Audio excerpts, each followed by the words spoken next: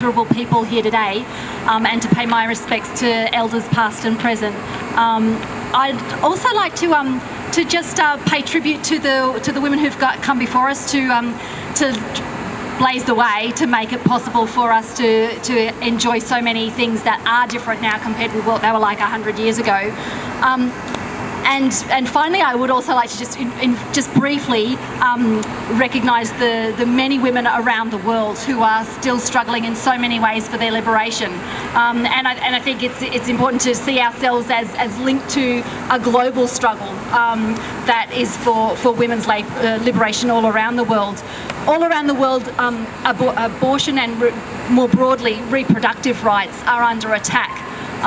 Abortion is only one of the many aspects of reproductive rights. Obviously, we need to have good quality care when we're giving birth, good quality contraception care. And if we give birth, we need to be able to have the right to look after our children and not have them taken off us. So I just want to really acknowledge that that reproductive justice is a far bigger concept than abortion rights alone. That said, I think it is really a great pleasure and a privilege and an honour to stand here on International Women's Day 2019 and be able to mark the big victory that we've got here in Queensland last year with the legalisation of abortion. It's very, very exciting, yeah. And there are a lot of people who worked for a long, long time to make that a reality. The women of the first wave of feminism in Australia actually had a lot to say about reproduction. They just used a coded language that you had to these days you have to decode to understand they were talking about the right to sexual autonomy. But anyway, particularly 60s, 70s, the demand for access to abortion, was one of the really unfinished pieces of business of the second wave of the women's liberation movement in Australia. Whereas in a lot of European countries there was legalisation, and in Australia a lot of states there was certain movement was made to improve access to abortion, but abortion has, even in this last decade, still been the great unfinished business of the Australian feminist movement from that period, where it has remained on the criminal code in some way, shape or form.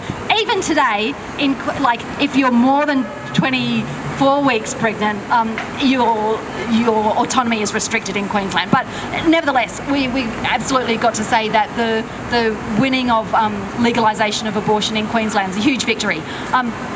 That said, what remains is and I think it really comes back to the working class origins of International Women's Day, what remains is access for working class and poor women to abortion and to contraception services. And why do I say that? Well, the abortion services it's the interesting history. Abortion services, because it hasn't been legal, grew up outside the public hospital system by some very brave people who established abortion services when they weren't being performed in the public hospitals. So my mentors and teachers back at 20 years ago would talk about the days in the 60s and so forth before access started to improve, where about 1 in every 3 women in a public hospital gynecology bed was there because of a problem with a botched abortion attempt.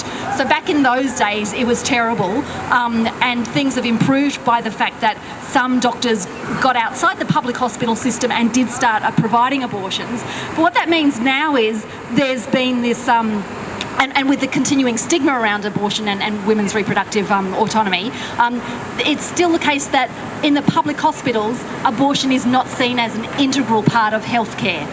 Abortion is seen as peripheral. It's seen as something that is only provided out there, outside, and there's still a certain amount of stigma attached to it, although that's being, undermined every day. But so women today and pregnant people, people who don't identify as women but who are pregnant, who need to access abortion, may be paying $500, $600, $1,000 or even more to be able to get an abortion in a fee-for-service privately run clinic. And so it's very, in general, it still remains quite difficult to access abortion through the public hospital system.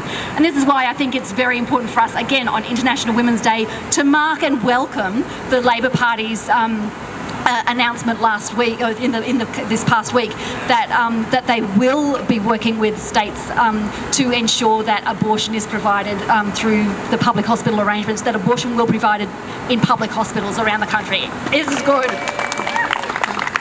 And people who know me know that I am not always a fan of the Labor Party, and I think that they've let women down in a lot of ways. So I think, wow, this is really brilliant.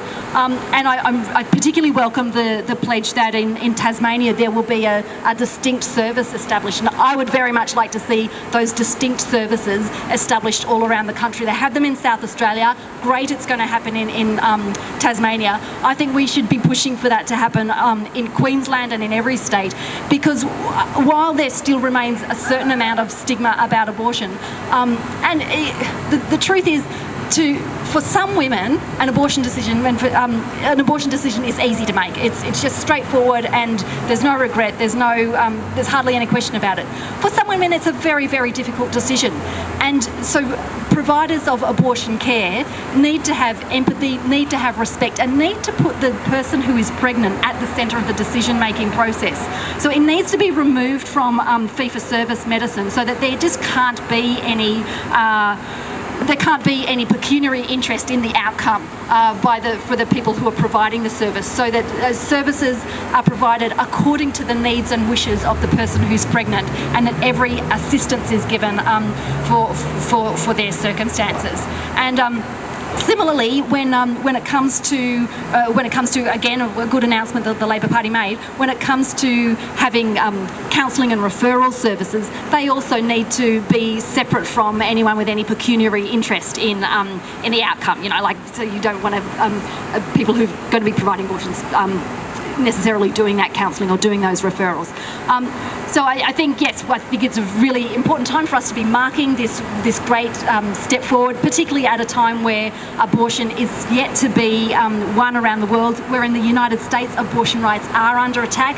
Only last week there was another attack in another state to undermine abortion rights, and I think that it's exciting to be living in a time in Australia where we're not just blindly following the US. I mean, we used to say in the abortion rights movement that, you know, well, whatever they were doing in the US 10 years ago, it's going to come here. Well, we can say we're going in a different direction in abortion policy in Australia, and I think that's a very welcome thing. Yes, there's more to go, and I would love to see us continue to mark out that space and organise around abortion rights and extending those rights.